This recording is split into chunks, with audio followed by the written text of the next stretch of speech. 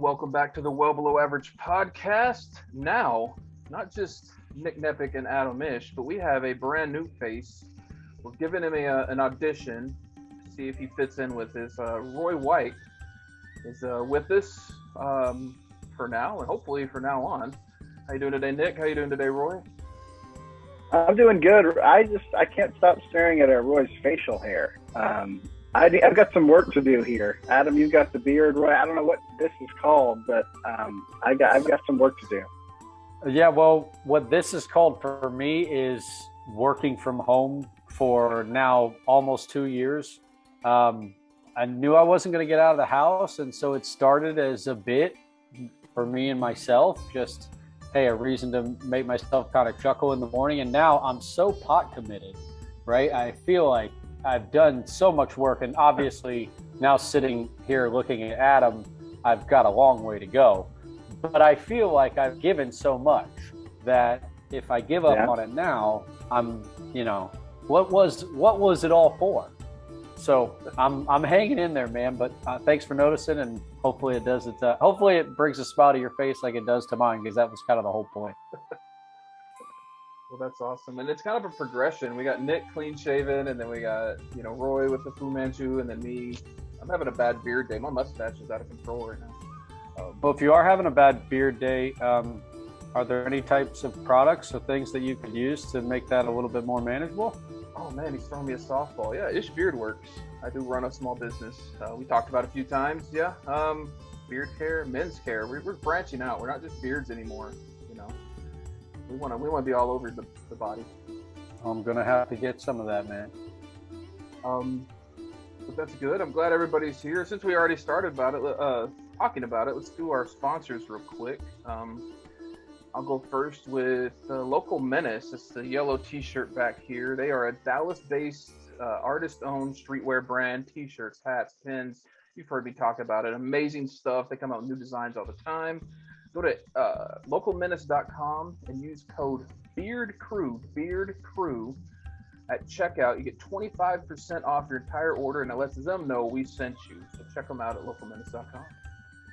And then Rodeo Coffee behind Adam's left shoulder, right maybe, I don't know, but they are small batch coffee roasters right here in Fort Worth. They have a new coffee truck. I think it's like a month old now, but right over at the outside the Walsh neighborhood in Fort Worth. They've got coffee, espresso drinks. They even serve breakfast tacos on the weekends. So check them out. You can also get bags of coffee and all those good things on their website. So just give them a quick internet search, Rodeo Coffee, and check them out. And tell them we sent you. Chaz is a great guy, runs the show there with his girlfriend, maybe fiance. I don't want to throw anybody under the bus there. Don't remember her name though, but she's great. I've met her. Erin. Yeah, I see her on Instagram a lot. But anyway, check them out and order some coffee from those good people. Yes, so if they're sponsors, check them out. And so let's get into the show here a little bit. So I wanted to bring something up since Roy's here. There's something I've wanted to chat with you. So I'm an Twitter stalker guy. I was looking at your Twitter, Roy, and I need to, I don't have good pictures of this, but I don't have a picture to show, but let me pull this up real quick so I can describe it well. Your profile picture and banner. Oh, yeah. I mean, what about that? Like you took a picture on a tube TV. I guess that's yourself at a Raw. Yeah, it's not a good quality picture, but the goal of it was, the ideal was that I attended a Raw event at the AAC with a couple of Cowboys players. And we were able to alert the broadcast that the Cowboys players were in attendance. And as you know, if you've ever watched WWE, sorry for those that don't, but if you ever have, they will almost always give kind of a television shout out to any celebrities in the seating. And they're almost always sitting in front. They do a nice long kind of row by row, and they'll do this in almost any NFL town, right? Because players love going to these matches.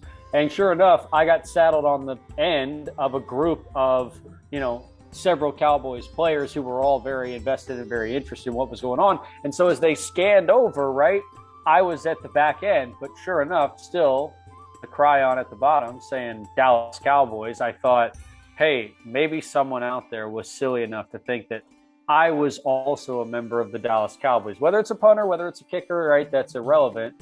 But the goal there was to get something that looked like I was affiliated with the Dallas Cowboys. And it probably doesn't play now. It's, again, these are like jokes that I think are funny to myself and no one knows the context of. So like you probably look at that and go, what was he thinking there? But that gives you a little bit of idea of what I was thinking when I chose that photo. Kind of have the build of the kicker on the replacements. You know, yeah. That's, there you go. I mean, and he was a hell of a kicker, right? Nigel, I believe. Yeah, there you go. Hell of a kicker. The replacements holds up, by the way. It holds up. Not bad. It's not bad.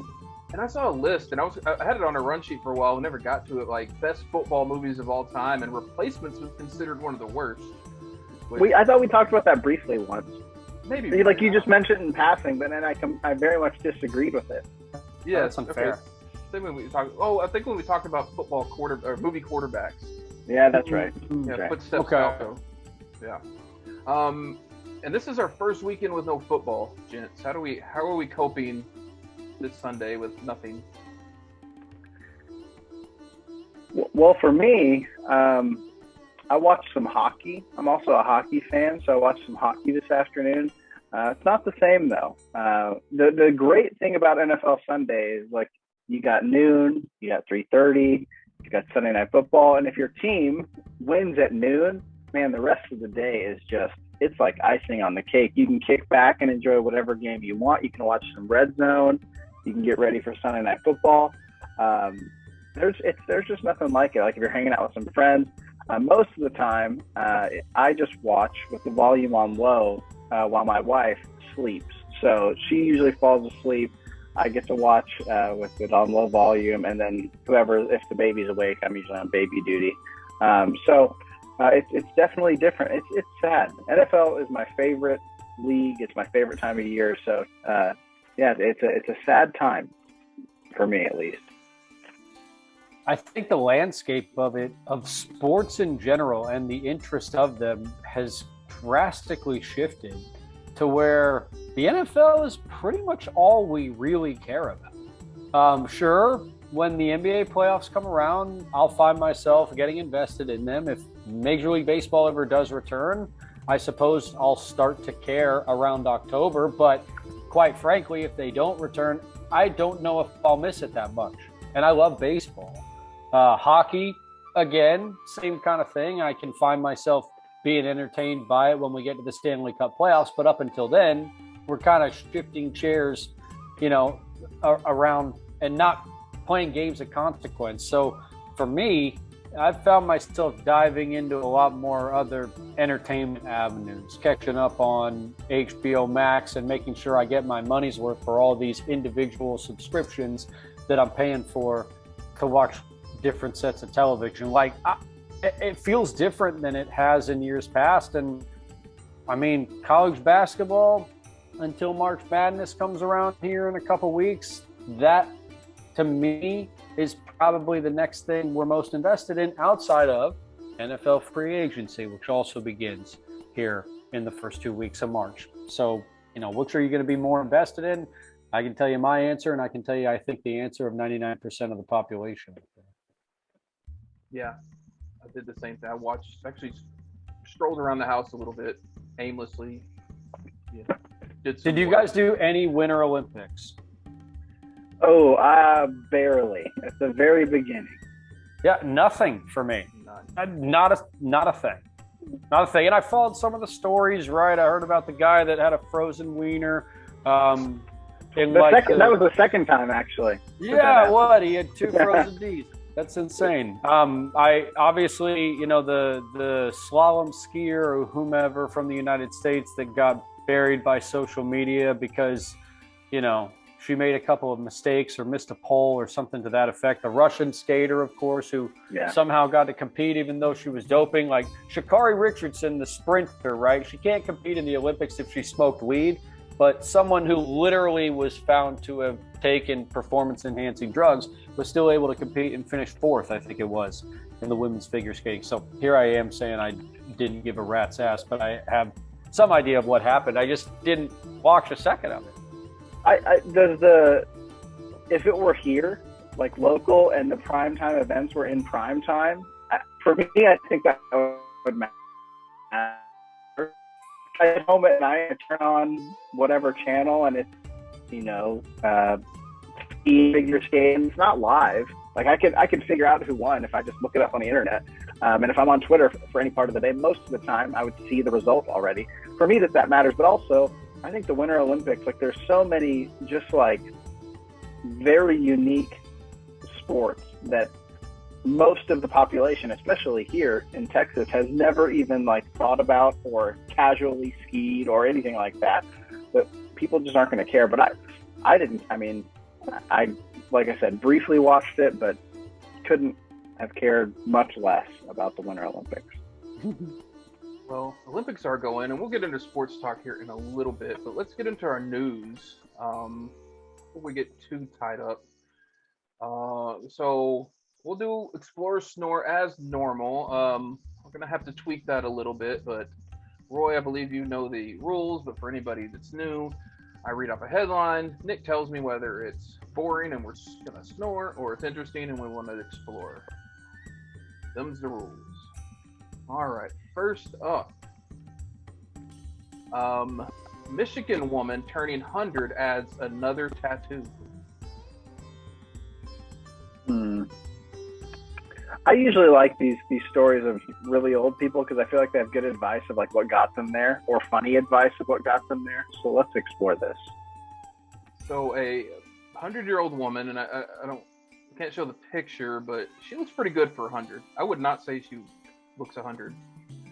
When she turned 80, she got a tattoo, and every 10 years since. So she's gotten her third tattoo at 100 years old, and it's a picture of like the New York. It says NYNY 1922. So I guess that's the year she was born, where she was born at, and she's just got stars to represent her kids, and then she's got some kind of weird abstract Mother Earth, the goddess of Earth, on her arm.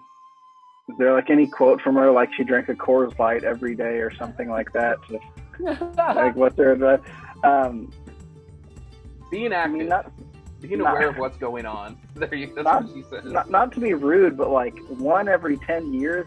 I mean, to me, like if she got one every year, that'd be much more significant. But like one every 10 years, I'm not too impressed with this lady. I mean, she's 100, so I guess she deserves some credit, but you know.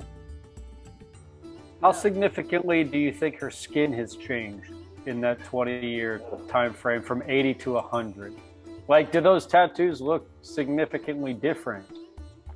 They all look the same. Okay. From my perspective, I mean, just what's the spot? Was it like kind of on her back, on her shoulder, on her arm? Looks like left arm. Where'd you say it was? Okay, left all arm. of them, but all of them on her left arm. Okay. I would not think the artist was too excited to tattoo, because like I'm sure there was a lot of bleeding, like her skin. Like, you know, have you ever watched like what's that show, Ink Master, and they have like the human canvases, and somebody always gets stuck with like the older person whose skin is like, you know, not in great shape. I can't imagine that they'd be too excited to do that. Yeah. You think she tipped though. well? Say again? Oh yeah. I was gonna say, do you think she tipped well? I mean, I imagine so. Probably kind of a good publicity thing for the tattoo artist, so they don't mention them in here. Do you tip for tattoos? And I'm sorry, because I'm totally ignorant here. I do not have a tattoo. My wife just got her first tattoo like a couple months ago, actually. But what is the standard for tipping when it comes to a tattoo artist? Is this like going to a restaurant and tipping for food and alcohol? Yeah. 15 to 20%? Something like that. It depends on what you get, how long they spend on it, really. Like, okay. I mean, I got this one. A by hour thing. Yeah, so this one was one piece. It was done in about an hour and a half. Yeah, that's if they got $20.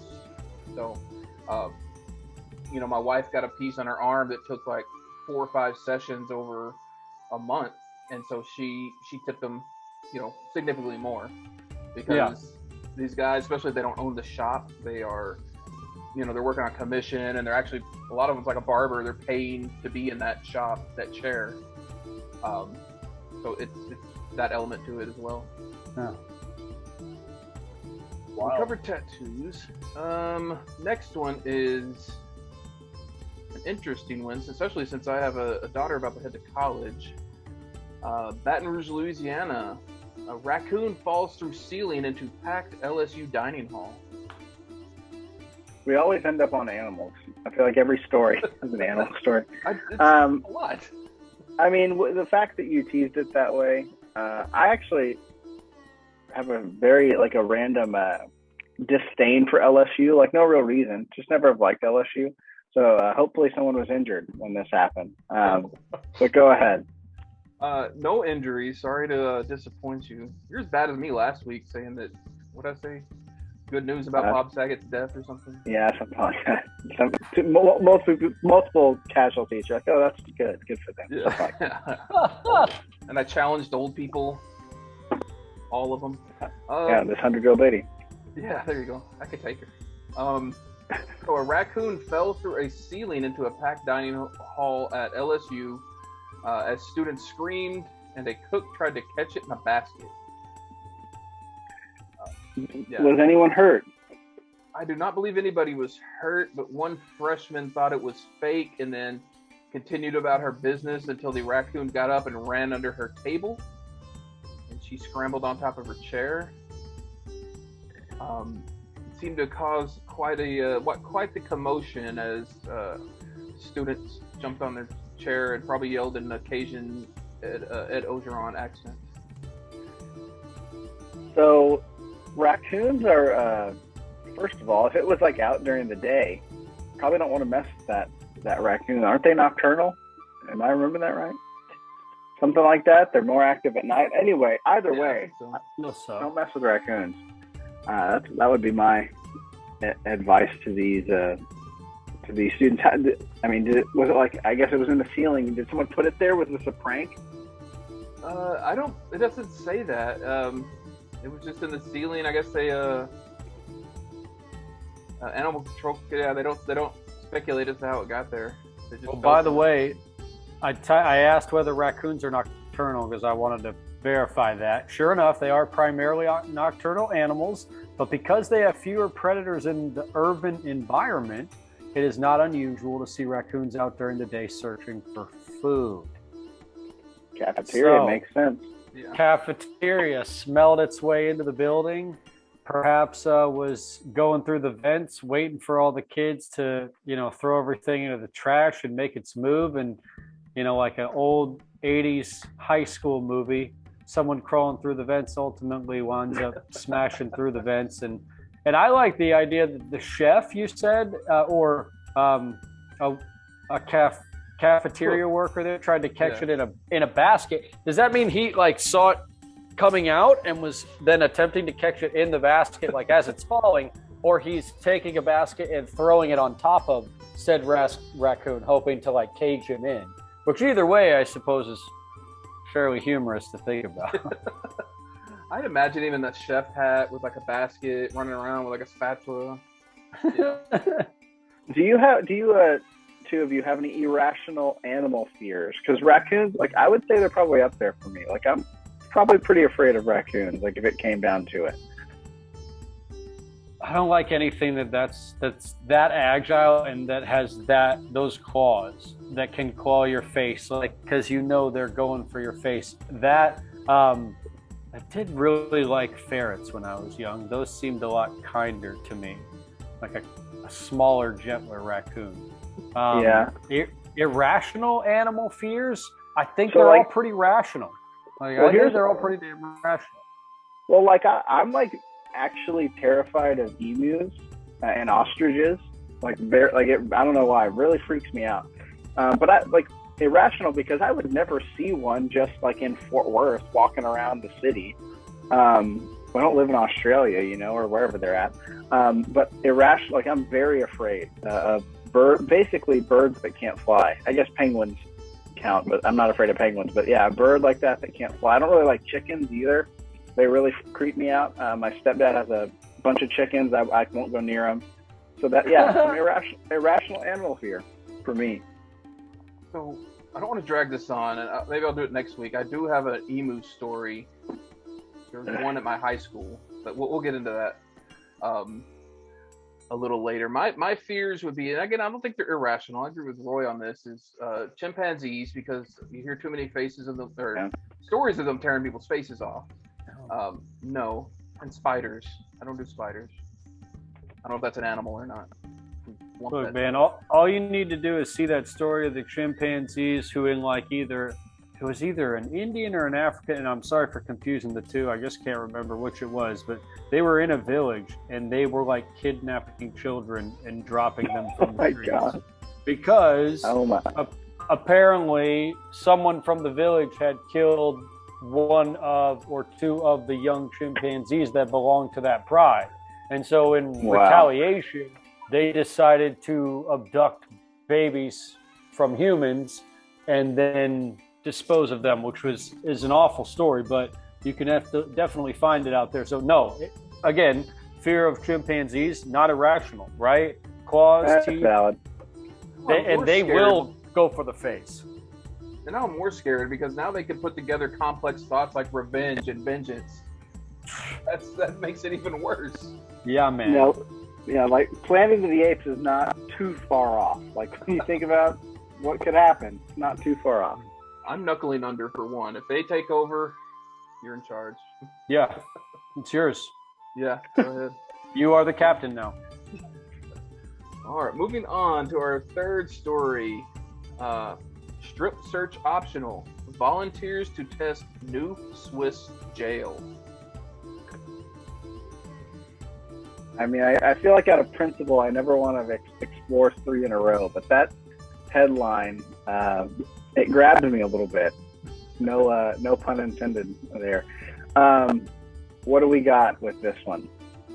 So, essentially, there is a new jail in Zurich, the Swiss city of Zurich, and they're asking volunteers to take part in an open house to stay in there and experience the facility before they open for inmates. Volunteers must live local, be 18 years or older, and just kind of have to go through kind of the process of being in a prison facility. But they don't have to be strip searched? Is that the headline? You know what? It's a little misleading because it doesn't really talk about the strip search. I imagine you could opt for it if you really wanted. Yeah, I mean, there's two things going on here, right? And the potential for them both are vastly different. If they are being invited to stay overnight in the jail as a one-night, run around as you please evening, right? That sounds like a lock-in that we used to do in like high school. I have no issues with that. Like that might even be kind of fun. You bring some pillows with you, you bring some sleeping bags, you and your friends are like goofing off inside, right? Maybe you're playing some games in the halls. But if this is inviting you to experience for one night only an evening in prison and what that entails, strip search or not, that is a very different thing and wholly like uninteresting and uninvited to be. So I got to believe it's the former, because who would ever sign up for the latter? Correct. Yeah, it's a weird story, but it's kind of an interesting experience to get in there. Would you? I think I would. I think I probably would. So neither of you have actually been in a jail, then, I'm guessing. I guess I'm the lone wolf here that's spent some time in that regard. Because the way that it was read, like it's brand new. So there wouldn't be like actual inmates there where you would potentially be like somebody that they want to, I don't know, welcome to, where they live. It would just be other people experiencing, I guess, staying in a jail cell. Well, agreed. But is it lights out at 9:00, right? Or can I move freely from my jail cell to the next jail cell where my buddy might be at also enjoying the same thing, and we can talk about what we're experiencing, what we're seeing, right? Because if it's the jail experience, that is not one that anybody who's ever experienced it before would sign up for again. So that's one that I would, and I'm not talking prison here. I've not been to prison, but I've been to an overnight jail before. And no, there's the rules in place are, do not make that a fun experience. Yeah, I've been in a police car, but never in an actual jail. So, yeah, maybe, I see the differences, definitely. But if you're on TikTok, and this is chasing a rabbit here, I see a lot of prison TikTokers. Like, they have phones, and they're just making content from prison. It's pretty interesting. And that TikTok world is one I need to explore at some point, because I have just not braved that in this day and age. I got to Twitter. You know, you're bouncing from new social world to social world as they evolved, right? We all started on Facebook, and now we've like branched out to whatever your choice du jour is. And Twitter has just always been the one that stuck with me, man. I think it's the most immediate. I think it's the most instant. It's the most reactionary. It's the most, again, like right as it's happening. Nothing else seems to update you as well as that. But TikTok has overtaken it by 10 or 12 fold. Yeah, it's just a different level of content. Okay, so we're gonna have an issue here. Sorry, because we're doing 3. Says I got 6 minutes left recording. I see that, and it won't let me upgrade. I've been trying to upgrade this whole time, and it locked me out. I believe that. Well, can you not just can we not just stop the video, rejoin, and then in iMovie you could? Yeah. We just have to do like a still. That way you could make it. Piece it together. Yeah. Yeah. Let's finish the news real quick, and then we'll try that. Sounds good. We got 6 minutes left. All right, next story. This is interesting. Typo sends drivers in Florida to Trump 2024 merch website. I mean, I don't think they would need the typo to help send them there if they're in Florida. But we always, animals and politics, we always end up talking those two things. So here we are. Go ahead. Well, it's essentially the parking tickets. Let me get back to the story. Parking tickets in Miami Beach. Flyers. Sorry, they were handing out. Police in Miami Beach was missing a hyphen. It doesn't give the actual address that I've seen. It doesn't give the actual web address, but they forgot a hyphen or was incorrectly hyphenated. Did you say police were passing these flyers out? Yeah, Miami Beach police had been handing out erroneous flyers, and there was some sort of website that was mishyphenated. It doesn't say which way. That was unintentional. that's kind of what. If you put my little thing in there, like, yeah, sure, like, I don't know. Yeah, I mean, I guess before I say that reactionarily, of course, but to make an assessment, I'd have to know what the original website was supposed to be. Mm-hmm. But even still, it's hard to imagine there being a similar website one hyphen away that just so happens to go to a Trump merch website. That's quite a bit of money spent on a domain name just in and of itself if you don't have some reassurances that people are going to get to that domain, right? And obviously the domain name was not Trump2024merch.com because I can't imagine. It was Trump-2024 merch. Yeah, that was the right address. But here's the thing. But what you got to do, right? You got to work backwards. You got to think like a detective, right? What's the plausible deniability for the police officer if the only difference was, the website was Trump 2024 merch and there was just a hyphen in there, right? There's got to be some plausible deniability here if there was a plan in place. But I suppose in this day and age of politics, maybe there's not, right? You can almost kind of not even have a plausible deniability case and still be able to convince half the population that your point is valid and that you've been wrong.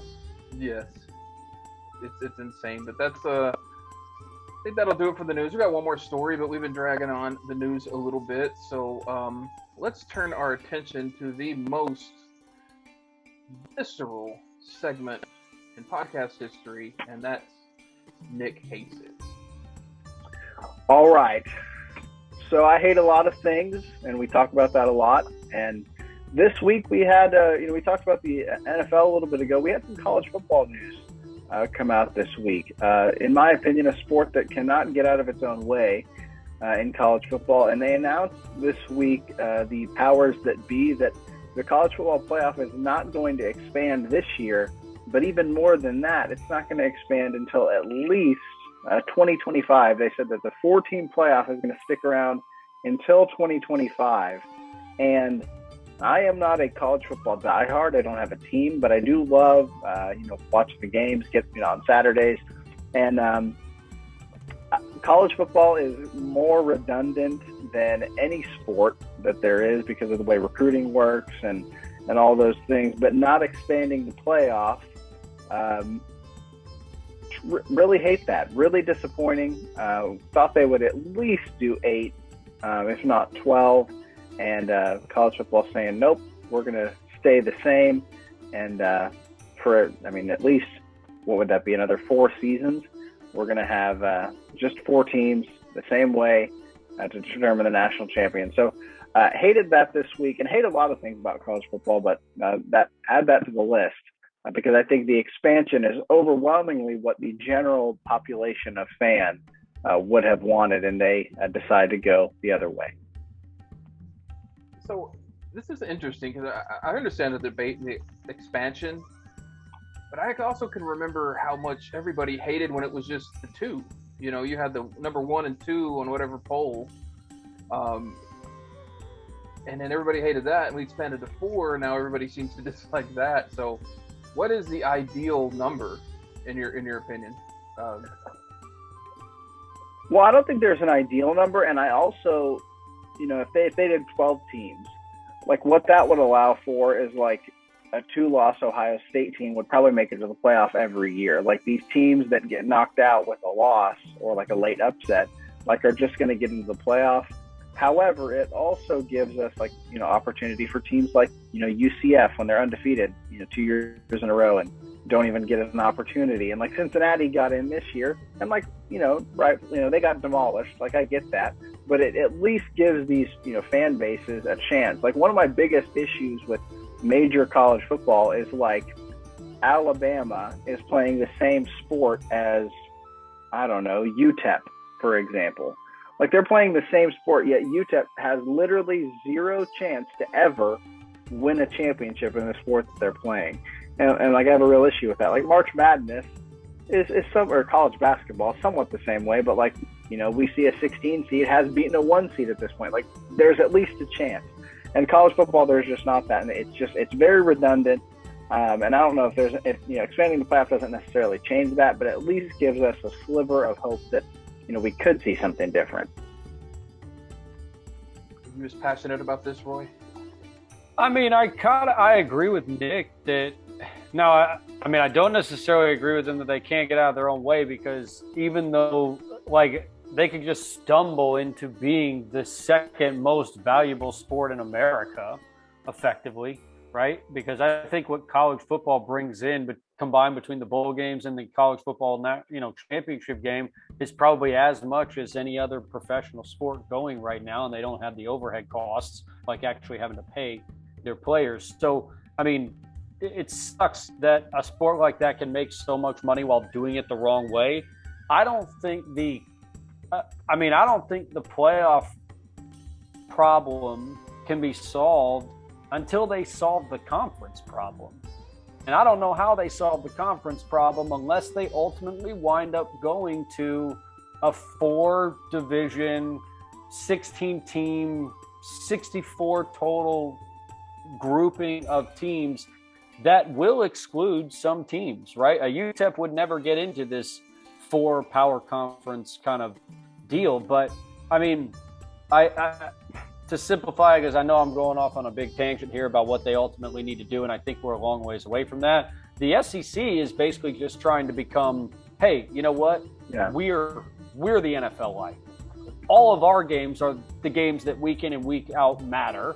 And in truth, that's kind of the way that it is right now, with Alabama at the top, but then 8 other teams in the SEC that if you put them in any other conference would probably compete for the top billing in that particular conference. So right now, I think it should probably be 8 or 16, right? I wouldn't even have a problem with 16. Now, yes, that's going to mean that a 1 seed is going to beat the tar out of a 16 seed, right? That's going to happen. But we see games like that in college football all the time. And in reality, if I told you at the beginning of the season that the number 1 team is playing the number 6 team in the country, you would actually be interested in that game. At least I think I would be. And so why not 8 to 16, right? Why not? It sucks that they are still digging in their heels on this. I think it's a little bit of a stall tactic, but also, again, I mean, look at all the money that's rolling in, right? It's obviously working for them no matter how they do it. And there's no real motivation for them to change it up. The thing that really sucks is that, like, as much as it is an open competition type of deal, it's really not anymore. Based on the ability that an Alabama has to market itself and being in the national championship game, or at least in the conversation every single season, if you're a high school football player and you have a chance to go to Alabama, you pretty much go to Alabama. Yeah. And it's lots of ideas, but I really want to maybe pick up on this next time. Sorry. Oh, no, it's fine. Just how the NIL kind of plays into that and how recruiting's going to work. And so let's dig into that a little later and move on to the sports, more sports stuff, if that's okay with y'all. We just finished the season. We talked about any thoughts on the Super Bowl? Anything you want to share, especially that halftime show? It's fire, if you ask me. We're kind of all in the age demographic where that halftime show, we enjoyed it. I'm like my parents, when I was a kid, like they're excited about the artists that are playing. But they threw in, Kendrick Lamar, who's obviously still very relevant, which I thought was a nice touch. Overall, I really enjoyed it. Enjoyed the game. Enjoyed the halftime show. Thought it was entertaining. Happy for Matt Stafford, and as a Steeler fan, happy that the Bengals lost. So can't be too upset as far as I'm concerned. Man, what a playoff we got, right? Nearly every game that mattered came down to the final possession, a 3 or 6 point game, I think, in all of the final 6 or 7 games of the NFL playoffs. So, I mean, yeah, it's why we're all so addicted. It's why we'll take a needle and literally mash that stuff down and inject it right into our veins, because that's what the NFL does for us. Do I think people have maybe gone a little bit overboard in their Matthew Stafford praise? Okay, yeah. I agree. But then again, he does deserve his time in the spotlight. I get it, right? But in the end, he also is working with a defensive unit that has I would say the 2 best defensive players at their positions, and Aaron Donald and Jalen Ramsey. And so, we should have expected that from Matt Stafford? Yeah, perhaps. And some people did, based on where Vegas had them at the beginning of the season, in terms of, I think they were 6th or 7th best odds in the NFL. So it wasn't like they, came out of the blue, I think, to win the Super Bowl. But yeah, good game, and no real villain in my mind to cheer against, which made it a unique Super Bowl in and of itself. But good for Matt Stafford, and good for them for taking care of that poor girl's spinal injury after she fell off the stage, and Matt Stafford was caught on video just kind of watching her, and then, ooh, I'm walking away from this. And I don't blame him for doing that, right? It kind of sucks that he got caught on camera, because then he, in a way, was kind of almost had to pay for these bills, Yeah. But good for them for doing it, right? Give them credit for doing it. And it's a drop in the bucket for a guy that's just making $40 million. And now sitting as a Super Bowl champion in a city where, as a champion, he's going to make a ton more money in endorsements and other things. Oh yeah. Great season. Looking forward to next season. We're currently in the team building phase, which is one of my favorite times of year. It's very exciting. But let's pivot into basketball. We just came off the All-Star break. I watched absolutely 0 seconds of any All-Star festivities. Nick, the dunk contest was off the chain. I could not. So I watched the Pro Bowl only because I gambled on it. I watched none of the dunk contest. I will watch about the same amount of the All-Star game, which I think is today. We're recording on a Sunday. I think it's tonight.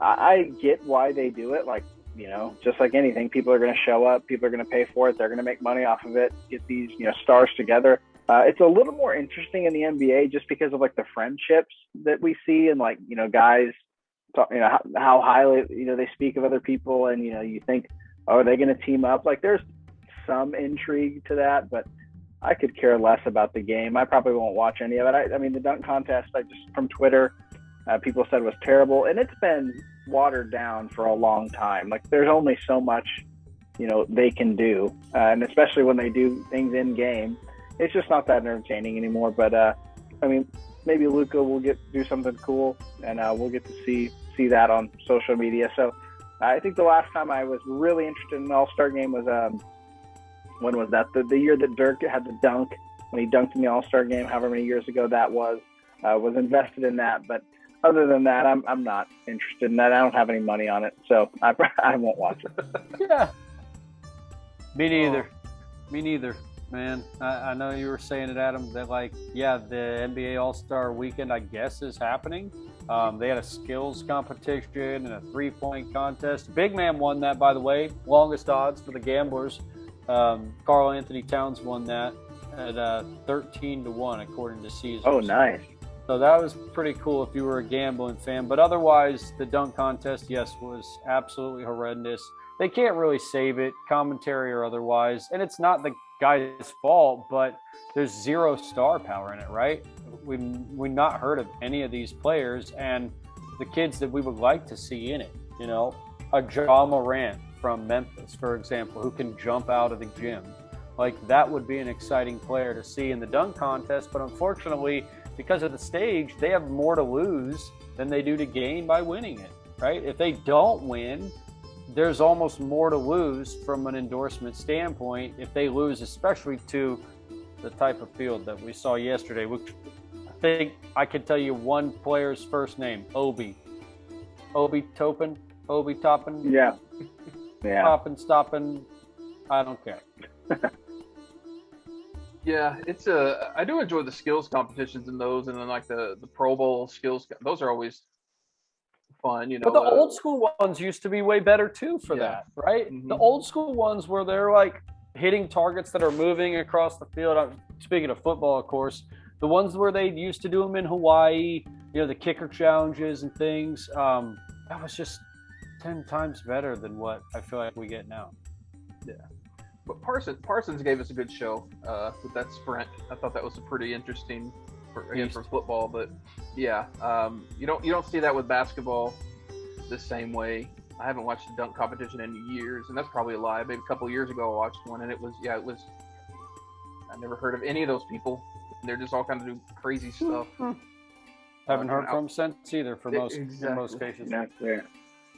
So we're going to wrap sports there. We have a couple other topics, but we need to get into something before we go too long. It's really the heart and soul of our show currently is the Cobra Kai review. Yes. Roy is I don't think you're watching Cobra Kai, are you? I have not seen an episode of it, boys. So I'm happy to sit back and engage and enjoy what I'm hearing from you guys and how much you're enjoying it. So first of all, are you like Karate Kid movies? I've seen the Karate Kid, and I watched it as a part of a movie review segment that we used to do on the morning show called Roy's Reviews. And I would take a movie and jot down a bunch of notes about, my take on it now. And today's viewing of it, because obviously I was watching it in the late, 2015 or 2016 time frame is I think when we were doing that segment. And most of these movies were 20, 30 years old by then. So, but Karate Kid was one I reviewed favorably. I enjoyed it. Okay. Yeah, so, I mean, if you've seen the first movie, you could pretty much get through Cobra Kai. I don't want to bog down the show now that Roy hasn't seen it, but we're almost through season 4, and Adam didn't watch last week, and so we've got 2 episodes to cram in here. Real quickly, Adam, I thought we're on 6 and 7. This last episode 7, I thought was a snoozer. I watched it yesterday maybe and just was pretty bored by it, but this episode 6, let me refer to my notes here on my phone, I thought was much better. Yeah, it was probably the funniest episode, and I watched them back to back today, so it kind of, it really peaked and kind of leveled off with 7, but watching them together helped. Well, okay, so the funny part is, so they shake up the All Valley, and we've got a girls' class now, right? And the funny part of it is the Johnny Lawrence character. So, Roy, you're familiar with Johnny Lawrence he's the villain from the original movie. And then he's now a good guy, right? Kind of. He's So the whole bit, though, is he is like very not PC. So, stuck in the 80s and just how he talks and what he says. And so they're trying to recruit a girl to his new dojo. And that even my wife was cracking up at some of the stuff that he was saying. I thought that was great. I thought they did well with that. A side story that I'm excited about for the rest of the season is what they do with Hawk and how he's like he was upset and he's going to go back to like being the quote unquote nerd. I think that's a side story that is exciting. But it's all building up towards the All Valley, which is the All Valley, of course, the tournament that Daniel LaRusso won way back in the first movie. They're bringing it back, and that's going to be the end all be all. I did see, I don't know if this is confirmed, that they are going to do another season. I don't know if that's confirmed. That was just on Twitter. But if it is confirmed, then we've got to think about like how does this play into moving forward as well. So I thought the 6th episode was really good. The 7th or episode 7, there was really nothing significant that happened, at least that I thought. Overall, just thought it was kind of a filler. They've just got to get 10 episodes in or however many. So they're just trying to throw stuff together and make an episode out of it. It's what it felt like.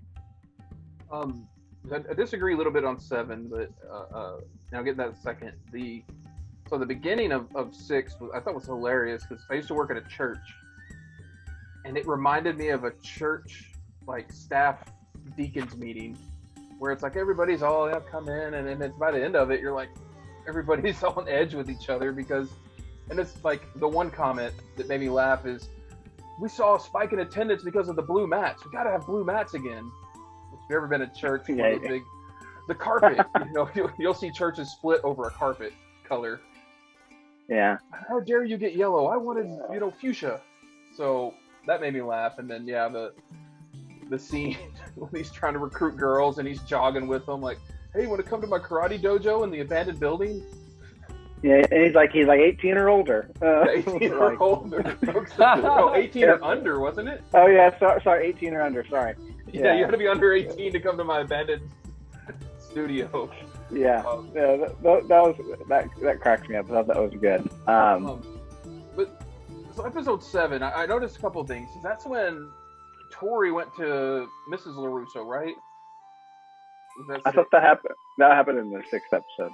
Okay, and that's something I felt like they've been building up to was she's gonna kind of lean on Mrs. LaRusso because she doesn't have a mother, which is gonna have issues with what's her name? What's the daughter's name?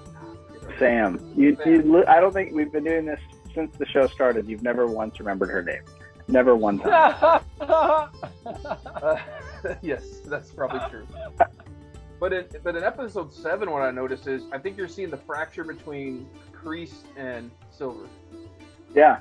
There's a little bit of that there. I'm a little upset and maybe we'll see this. So Terry Silver was in Karate Kid 3, and he was like a really good villain, really slimy, really sneaky, and he really hasn't turned into that yet. I was hoping we'd see more of that, because Kreese is basically the same character as he was in the movie, which is great. And Terry Silver's more of like a softie, and so hopefully that villain comes out of him, because I think that'll be fun. And maybe that's season 5. Maybe you'll see a split and he'll turn back into. Because I can't imagine the guy that plays Kreese is like almost 80. He's like, I think he's legitimately 75. Yeah. So how much longer he wants to be playing a karate master? Of course, the paychecks are coming in. Why not, right? Yeah, but we only have 3 episodes left, so we'll see what happens. Yeah, good show. We'll get those in. And I watched a movie last night. Are y'all fans of the Kingsman franchise? Familiar with it. Seen, I think, the first. There's now 3 of them, right? Yes. There's the Kingsman, there's the Kingsman sequel, and now there's the King's Singular Man. Yes. Okay. Are you familiar with them, Nick? Good. I mean, I know about them. I have seen maybe less movies than anyone in the state of Texas, so have not seen them, but I am familiar with them to a degree. Yeah, they've been wildly popular. They're really good. They're hard R action type, spy movies. They're not real serious. They don't take themselves seriously. But this one was pretty good. It's a prequel to the first 2, so you see how the whole organization got formed. A lot of action, a lot of shoot 'em up, blood, that type of stuff. So if you're into that, and it's very tongue in cheek, it's very light, which is weird. You see someone get their head shot off, and it's like you don't feel too bad about it. Yeah. They've always made those movies kind of like that. I think Samuel L. Jackson was in the second one, right? First. Am I crazy there? Okay, was he in the first one? Yeah, I don't know if it was the first. Okay. I'm pretty sure it was the first one. Okay. Because he had the lady who had like the amputee legs. Yep. Mm-hmm. And she had like the runner blades, but they were like razor sharp, and she was like cutting people's heads off with her legs. Mm-hmm. Kingsman: The Secret Service was Samuel L. Jackson's movie. I don't know if that's the first one or not. I assume that is probably the first one. I believe so. But a good movie, worth checking out if you. It's a trilogy now. It's on HBO Max, so if you're so inclined, check it out. Probably not good for the kiddos. I don't think Nick has to worry about that. I would say I can watch anything, say anything. She's too young, so. Yeah, he doesn't have to worry about that. That's amazing. I'm in that zone where my 4 and my 2-year-old are like parrots. If they hear that, they'll say, "Oh, Daddy, they're not supposed to say that, are they?" But my son will really sneak it in. They're not supposed to say effing, Daddy, are they? But he'll say the whole, like, son, you don't say that either. I'm not saying effing. They said effing. And I'm like, quoting them. No. Yeah, no, that's not how it works. Stop it, you little smart-a. Yeah. Oh, man. Yeah, my youngest, my 17-year-old, yeah, I don't even see her anymore. I don't know what she says. But, yeah, my 9 and 10-year-old get like that.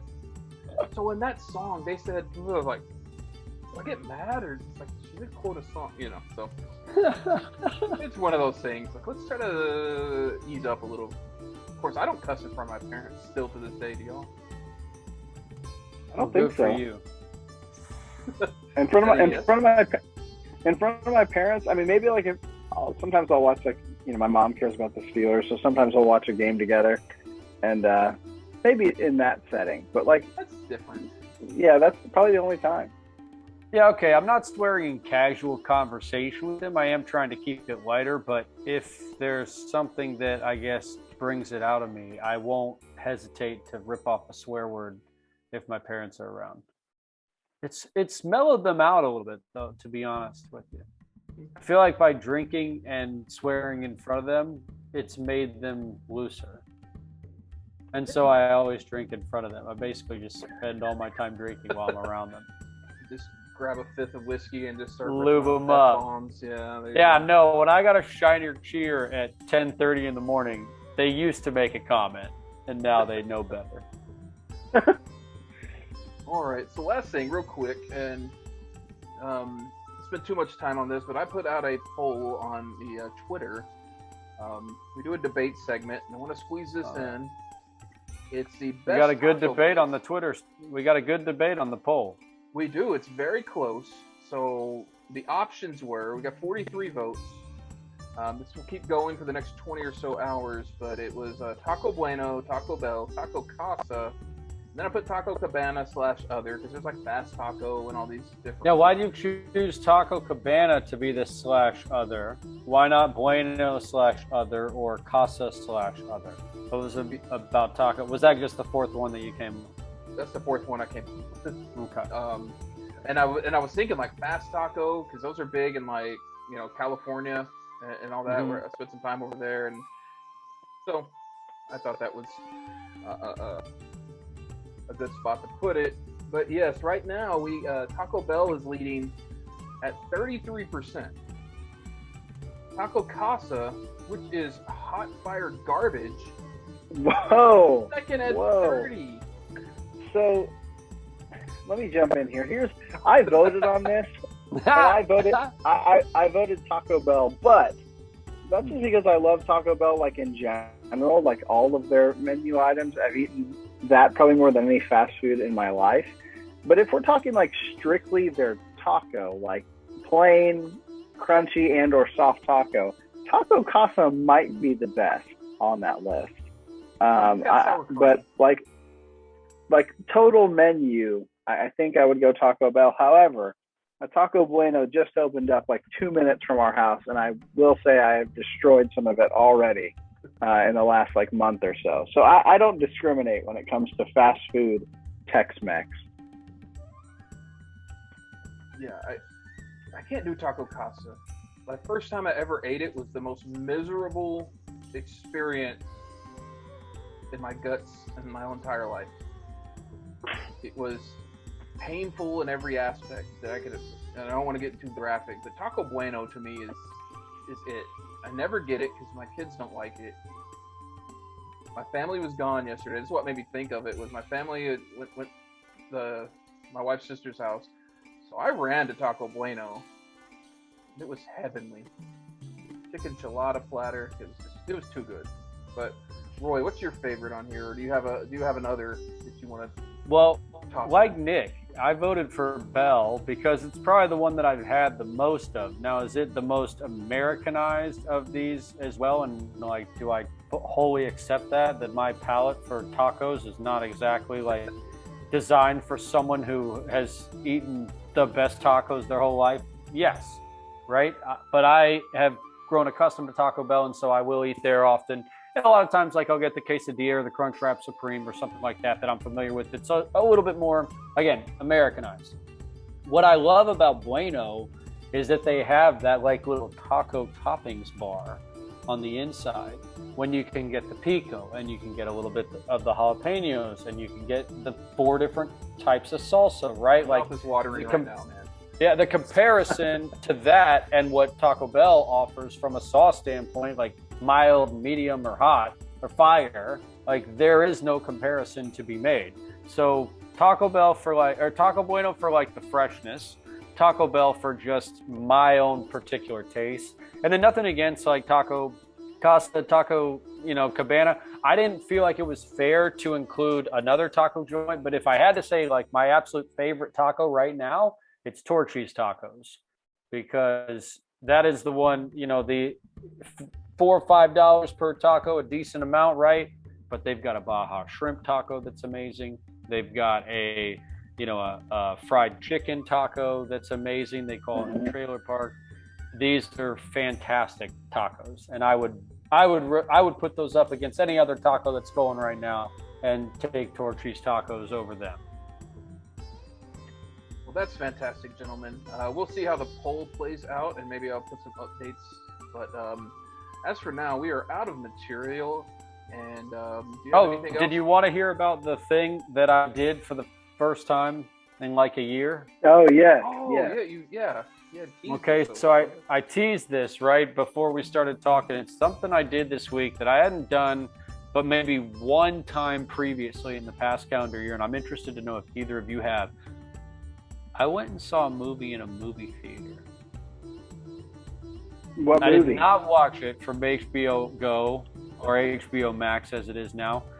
I went and saw Jackass Forever, boys. Oh, I want to see it. In the theater. And it was the first time that I felt drawn to say, like, I need to go see this movie.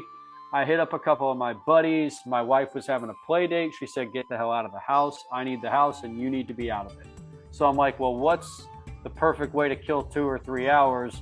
That's not going to be a complete waste. Let's go see Jackass Forever. And sure enough, Johnny Knoxville up to his old tricks, Steve-O, Chris Pontius, all the guys that, those are the 3 guys that I really kind of remember outside of the guys that unfortunately have either passed on in Ryan Dunn or were not allowed to be in the film in Bam Margera because of their substance abuse issues. But yeah, man, if you thought it was funny before, there's enough in this movie to live on with it. And before we get too much into that, have you guys been to a movie theater in the past year? Nick? I went one time, since really like in the past 2 years since COVID started. My wife is obsessed with Dear Evan Hansen. Have you guys heard of Dear Evan Hansen? It's a musical. Now it's a full movie. We went on a Saturday at like 11 a.m. We were like 2 of the only 5 people in the theater. This was like quite a while ago, but it was spread out. We felt safe. We were good. But we went and saw Dear Evan Hansen, which is a solid movie. Enjoyed it. It wasn't my choice, but she wanted to go see it, so we went and saw it, and it was a good time. It felt weird though. It felt weird to be in a movie theater since it had been so long. We went to a movie theater to watch the Spider-Man No Way Home. But we had gone to the drive-in several times during the pandemic. Cool. Because we enjoy it. That's one of the things we do together. We go to a lot of movies, and the drive-in. Where's the one that you go to? The Coyote, Fort Worth. Sweet. I didn't know they have one there in Fort Worth. Oh yeah. Right a little north of downtown, between Stockyards and downtown. It's right there on Main Street. Yeah, we'll pull right up to the very front, pop the van open, they got a little lawn seat, throw our seats out there, put an air mattress in the back of our van, and it's pretty good experience. That sounds amazing. That sounds great. Well, and that's why I asked of how much people have been really doing it. I've only been to a movie theater one other time in the last 2 years, really, and that was to go see Spider-Man No Way Home. I brought my 4-year-old son to that movie. And how do you do? Yeah, if I don't want to give any spoilers, right? So if you haven't seen the movie, I mean, just go see it because it is worth seeing. But let's just say there was a particular scene that I very much regretted being in there with my 4-year-old son during that moment, and for the other 4 people that were in the theater. For Jackass Forever, by the way, me and my buddies only ones in the theater. But for this film, for Far From Home, there was probably maybe 5 other people in there, along with me and my son. And he actually, because he'd never been in a movie theater before. That was his first time. And so he's like, Daddy, I don't want to watch this. And of course, I'm there having to endure the fact that all these other people must be judging me as the horrible dad who's brought their child into this movie and is now making him watch this scene that was very, very sad. Oh, okay. I know what you're talking about, but right? It was a good movie. Yeah. It was a great movie, and thankfully it wasn't too graphic or over the top. And that's what I was hoping from a Spider-Man, right? I was kind of banking on the idea that no one really ever dies in Spider-Man because he doesn't ever kill anybody. But yeah, that's as far as I'll go, I think, without fully spoiling the movie if you haven't seen it yet. It's been out long enough, but yeah, movies are great. We go to a lot of them. We should do like a drive-in show event as y'all go to the drive-in. That'd be good, man. That'd be a good little thing to do. And I mean, hey, HBO Max, and there's plenty of options. That's why I said you got to get your money's worth from all that stuff. You got to explore. You got to find out what's in there that no one else has, and worth checking out. Dig deep. Well, that does it for me. Any parting thoughts, Nick? I got nothing. I haven't seen Spider-Man No Way Home, so no one's surprised. I haven't seen it. That's what that's what I heard, man. You don't like the Marvel movies. What is the matter with you, Nick? An entire generation of entertainment, you are just stiff-arming. And it's not just Marvel. It's any comic hero movie. Oh, God. Now, I guess I'll exclude the Dark Knight series is phenomenal. I'll exclude that. But outside of that, well, if you'll give DC a chance, then maybe Peacemaker on HBO Max is something be worth your time. Although you might need to go see Suicide Squad first. Maybe not. Maybe not. We'll see. Well, that does it for our time. And appreciate you joining us, Roy, Nick. Always a pleasure. And until we see you again, stay above average.